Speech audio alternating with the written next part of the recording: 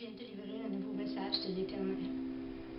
Le titre de cette vidéo, de ce message, s'intitule « Le remède à tous les maux ». Oui, l'Éternel nous commande d'aimer, parce qu'il sait que l'amour guérit tous les maux. L'amour supporte tout et couvre toutes les fautes.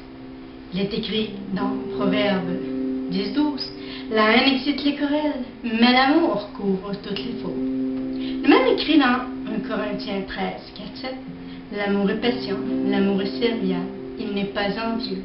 L'amour ne se vante pas, il ne s'enfle pas d'orgueil, il ne se fait rien de malhonnête, il ne cherche pas son intérêt, il ne s'irrite pas, il ne médite pas le mal, il ne se réjouit pas de l'injustice, mais il se réjouit de la vérité, et il pardonne tout, il croit tout, il espère tout, il supporte tout. Je vous parle aussi de l'amour, oui, de recevoir l'amour de Jésus, de le partager aussi. Car le remède à tous les maux, c'est l'amour de Jésus, c'est Jésus. Il est écrit dans Jean 13-35, « Ceux-ci tous reconnaîtront que vous êtes mes disciples, si vous avez de l'amour les uns pour les autres. » Et oui, tous ces ouvriers partagent l'amour que notre Dieu dépose dans leur cœur, tous ces enseignements aussi. Non, autre chose. Il est écrit dans Jean 2-27, « Pour vous, l'onction que vous avez reçue de lui demeure en vous, et vous n'avez pas besoin qu'on vous enseigne.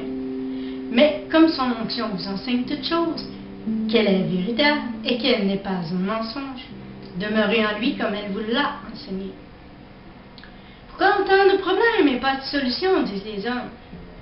Ils ne reçoivent pas cet amour ni ces enseignements, cette onction qui enseigne. Alors, ils ne sont pas enseignés, ils ne peuvent pas mettre en pratique. En vérité, parce que l'amour devrait être au milieu de nous tous, et en réalité, en nous aussi. Mais ce n'est pas le cas malheureusement. Au lieu de cela, nous avons des guerres, des divisions, des persécutions, de la condamnation, de la critique aussi. Oui, les hommes vivent des œuvres de la chair, comme il est écrit dans Galates 5-19-21. J'en ai parlé dans l'autre vidéo, mais c'est important pour ceux qui ne regardent pas toutes les vidéos de savoir ce que représente Galates 5-19-21, les œuvres de la chair. Or, les œuvres de la chair sont manifestes, ce sont l'impudicité, l'impureté, la dissolution, l'idolâtrie, la magie, les inimitiés, les querelles, les jalousies, les animosités, les disputes, les divisions, les cercles, l'envie, l'ivrognerie, les excès de table, les choses semblables. Je vous dis d'avance, comme je l'ai déjà dit, que ceux qui commettent de telles choses n'hériteront pas le royaume de Dieu. Moi, je vous cite les Écritures. Il est écrit dans Galates 5, 22-26, « Mais le fruit de l'esprit, c'est l'amour, la joie, la paix, la patience, la bonté, la bénignité, la fidélité, la douceur, la tempérance. La loi n'est pas contre ces choses. Ceux qui sont en Jésus-Christ ont crucifié la chair avec ses passions et ses désirs. Si nous vivons par l'Esprit, marchons aussi par l'Esprit. Ne cherchons pas une gloire en nous provoquant les uns les autres, en nous portant envie les uns les autres. Oui, c'est ce que nous devrions avoir en nous pour une meilleure harmonie, et afin de conserver la santé, l'amitié et tout ce qui nous est enseigné. On doit partager tout ce qui nous est enseigné autour de nous et le mettre en pratique. Voilà ce qui a débalancé l'être humain et déséquilibre toute sa vie. Afin de retrouver cet équilibre et régler ses problèmes, l'homme doit s'approcher de notre Dieu. Mais au lieu de cela, il s'éloigne, craint, doute, rejette et critique.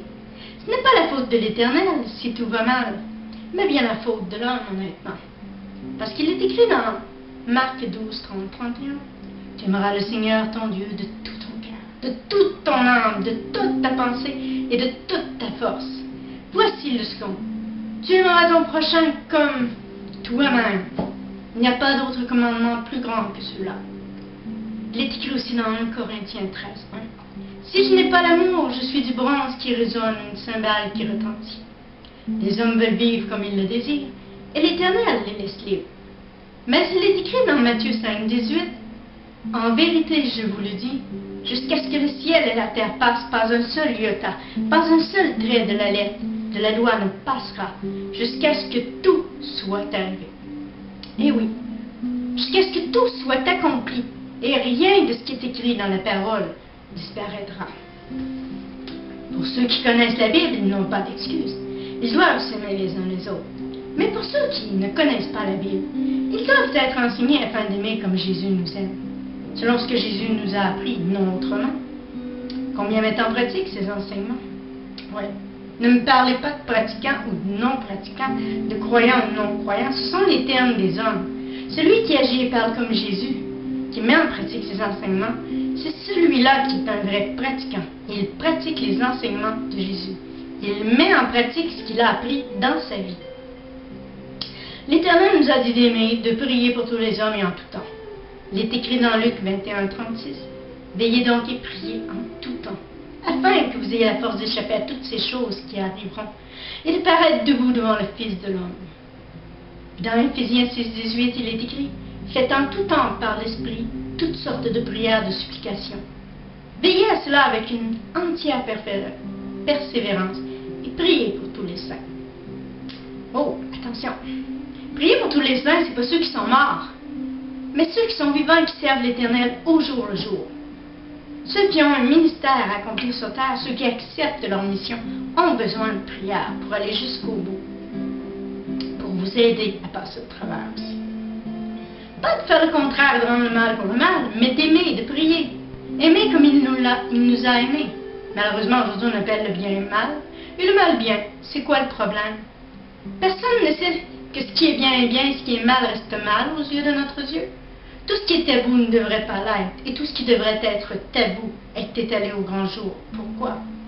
Pourquoi accepter ce qui ne doit pas être accepté? Pourquoi permettre ce qui ne doit pas être permis? Pourquoi certains font le contraire de ce que l'Éternel demande? Combien ont compris que malin agit ici-bas et utilise tous les hommes à sa guise? Qu'ils sont des instruments du mal. L'Éternel veut utiliser les hommes, mais qui le veut? Combien se détournent ou refusent? Combien refusent d'être un instrument d'amour, alors qu'ils sont parfois l'instrument du malin?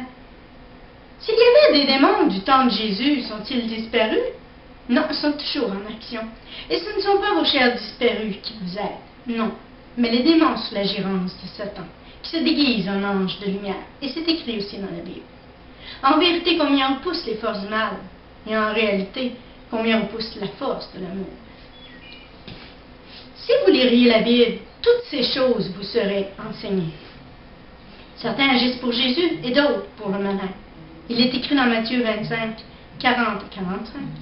Et le roi leur répondra en vérité, je vous le dis, dans la mesure où vous avez fait cela à l'un des plus petits de mes frères, c'est à moi que vous l'avez fait.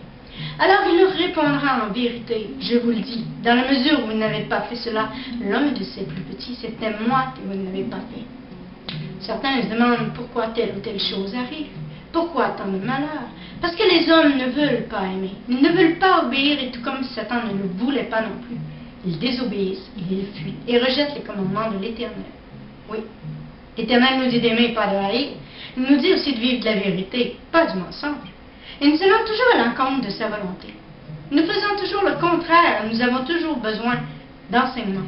En vérité, on doit nous enseigner comment aimer, et en réalité, on n'a aucune difficulté à se haïr, se rejeter, à mentir, à tricher, à voler, à critiquer, à se condamner les uns les autres, à se rejeter les uns les autres. Pourquoi agir ainsi? Il est écrit dans Matthieu 5, 43, 48. Vous avez appris qu'il a été dit, tu aimeras ton prochain, tu haïras ton ennemi. Mais moi je vous dis, aimez vos ennemis, bénissez ceux qui vous maudissent, faites du bien à ceux qui vous haïssent, et priez pour ceux qui vous maltraitent et qui vous persécutent, afin que vous soyez fils de votre Père qui est dans les cieux. Car il fait lever son soleil sur les méchants et les bons, et il fait pleuvoir sur les justes et les injustes. Si vous aimez ceux qui vous aiment, quelle récompense méritez-vous? Les publicains aussi, n'agissent-ils pas de même? Et si vous saluez seulement vos frères, que faites-vous d'extraordinaire? Les païens aussi, n'agissent-ils pas de même? Soyez donc parfaits comme un Père est parfait. Encore une fois, je vous cite les Écritures. Il faut connaître la parole. Et oui, certains n'arrivent pas à aimer lors des épreuves, lorsque les gens les persécutent. Et combien arrivent à prier lorsque le combat fait rage? Lorsque la douleur augmente, que le corps n'en peut plus, que la maladie se manifeste, que la mort nous fait signe où nous attend. Combien arrivent à prier et à aimer? L'amour est délaissé et la prière refusée, critiquée, contestée, négligée. Il est écrit dans 1 Thessaloniciens 5, 17, « Priez sans cesse ». Eh oui, c'est très important. Celui qui vit d'amour est dans la volonté de Dieu. Et il prie pour son prochain. Il prie pour soi-même, mais il prie pour que l'œuvre de Dieu s'accomplisse. Il est même écrit dans Jean 15, 9 à 10, « Comme le Père m'a aimé, moi aussi je vous ai aimé. Demeurez dans mon amour. Si vous gardez mes commandements, vous demeurez dans mon amour, comme j'ai gardé les commandements de mon Père, que je demeure dans son amour. » Oui, sans l'amour, on ne peut pas s'en sortir. Sans l'amour, on n'est rien. L'amour est comme l'oxygène qu'on respire. On en a besoin. On a été créé dans l'amour. Pour cela, nous devons recevoir Jésus. Nous devons recevoir son amour. Voilà notre but, notre raison de vivre. Vivre d'amour, recevoir son amour, partager cet amour. Jésus nous a appris ceci, mais toi le sais-tu? Y arrives-tu? Le veux-tu? Réfléchis à ce message, et si tu veux une solution, donne ta vie à Jésus. Repens-toi de ta vie passée pour le recevoir, lui, Jésus, ainsi que tes bénédictions. Accepte-le comme ton sauveur, comme ton maître, comme ton créateur. Reçois ses enseignements, son amour et vis de cet amour. Oui, regarde à Jésus, si tu n'as pas compris pourquoi tu vas si mal sur la terre, pourquoi l'Éternel ne lève pas le petit doigt, sache qu'il est écrit dans le verset Ésaïe 59, 1 à 4. Non, la main de l'Éternel n'est pas trop courte pour sauver, ni son oreille trop dure pour entendre. Mais ce sont vos crimes qui mettent une séparation entre vous et votre Dieu. Ce sont vos péchés qui vous cachent sa face et l'empêchent de vous écouter, car vos mains sont souillées de sang, vos doigts de crime, vos lèvres professent le mensonge, votre langue fait entendre l'iniquité. Nul ne se plaint avec justice, nul ne plaide avec droiture. Ils s'appuient sur des choses vaines et disent des faussetés. Ils convoitent le mal et enfantent le crime. Voilà la vérité. Voilà la réponse que tu attends, ce qui peut guérir le monde. Oui, sache que le monde est en manque d'amour. Donc ce n'est pas la faute de l'Éternel, il a envoyé son Fils Jésus pour nous sauver. Il est écrit dans Jean 14, 6, Jésus lui dit, « Moi je suis le chemin, la vérité et la vie. Nul ne vient au Père que par moi. » Ne dois pas en dans ta vie juste à Noël ou juste quand tu es mal pris, mais en tout temps. La plupart disent, « Ah, le petit Jésus. » Mais ils ont oublié qu'il a grandi et qu'il est devenu tout-puissant par son œuvre à la croix. Il est maintenant le sauveur de tous les hommes. Le Père lui a tout remis entre les mains. Il est écrit dans Jean 3, 16, 18, « Car Dieu a tant aimé le monde qu'il a donné son Fils unique afin que quiconque croit en lui ne périsse pas, mais qu'il ait la vie éternelle. Celui qui croit en lui n'est pas jugé, mais celui qui ne croit pas est déjà jugé parce qu'il n'a pas cru au nom du Fils unique de Dieu. Malheureusement, il ne reçoit pas cette vérité dans sa vie. » Il est écrit aussi dans 1 Jean 4, 9, « Voici comment l'amour de Dieu a été manifesté envers nous. Dieu a envoyé son Fils unique dans le monde, afin que nous vivions par lui. Alors reçois-le. Il est le remède pour tous tes maux. Il est le résultat si tout va bien dans ta vie. Reçois-le dans ta vie, vis pour lui, il vivra aussi par toi, en toi et avec toi. Accueille-le, ouvre-lui la porte de ton cœur. Ne dis pas qu'il t'a abandonné ou qu'il n'existe pas. Moi, je te dis que la parole doit être dans ton cœur, que Jésus doit prendre la place, toute la place dans ta vie. En lui, tu peux tout recevoir. Il est le seul remède. Oui, le remède à tous les maux. Je te laisse réfléchir à ce message. Passe une belle semaine et sois béni.